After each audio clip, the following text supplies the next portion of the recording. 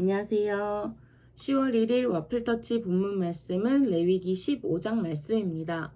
이 15장은 유출병에 대해서 이야기합니다. 유출병은 사람의 생식기에서 유출되는 것으로 인해서 부정해지는 것을 말합니다. 정상적인 범위에서 일어나는 유출과 또 병으로 인해서, 질병으로 인해서 유출되는 것 모두를 언급하고 있습니다. 1장부터 18장까지는 남성에 대한 이야기인데요. 남성이 성적인 질병을 가지게 되면 그 남성과 접촉하는 사람들은 모두 다 부정해지기 때문에 직간접적인 접촉을 금하고 그 증상이 사라진 이후에도 7일간의 경과를 살펴보고 그 다음날 이제 비둘기 2마리를 바쳐서 제사를 드려야 정결해질 수 있다고 합니다. 그리고 이런 성병 외에도 정상적인 유출이 일어날지라도 하루 동안은 부정하고 이때는 단순하게 씻는 것으로 정결하게 될 수 있습니다. 19절부터 30절은 여성에 대한 이야기인데요.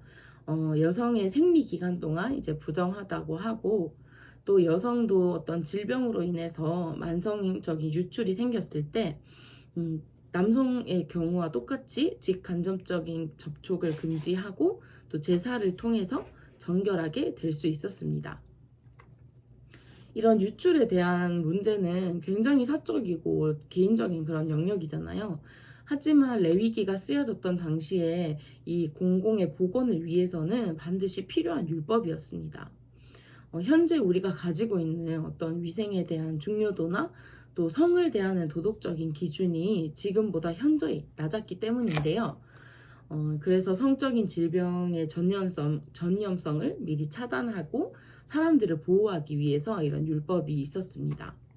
또한 여성에 대해서도 생리가 부정하다라고 했는데 이 생리 자체를 더럽고 불순한 것이다 라고 여기는 것이 아니라 이 생리 중인 여성을 보호하기 위한 이런 장치로서 율법이 있었습니다. 우리가 신약에 가면 한 유출병을 앓는 사람을 만날 수 있죠.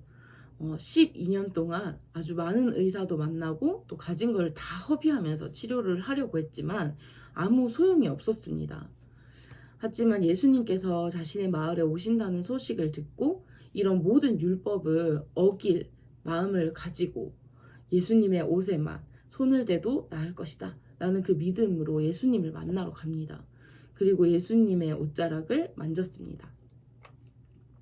오늘 말씀의 그 율법에 의한다면 사실 혈루병 여인에게 접촉된 예수님은 부정하게 되어야 합니다. 하지만 예수님은 부정하게 되지 않으시고 오히려 혈루증 앓던 이 여인을 깨끗하게 낫게 해주셨습니다. 우리도 수많은 죄를 지으면서 살아갑니다. 우리의 생각으로 또 특별히 입으로 이렇게 쏟아내는 모든 것들이 참 유출병과 같이 부정할 때가 참 많이 있습니다. 이렇게 우리가 쏟아내는 더러운 것들은 나뿐만 아니라 우리 사회와 또 심지어 다음 세대까지 부정하게 만듭니다. 하지만 우리가 예수님을 만나게 된다면, 예수님을 붙잡고 가게 된다면 예수님께서 그 여인을 고쳐주신 것처럼 우리의 이런 부정함도 깨끗하게 씻어주십니다. 우리의 부정함을 정결함으로 바꿔주십니다. 이렇게 우리를 새롭게 하시고 새로운 삶을 우리에게 주시는 그 예수님의 옷자락을 붙잡고 오늘 하루도 정결하게 예수님을 따라가는 저와 여러분이 되었으면 좋겠습니다. 감사합니다.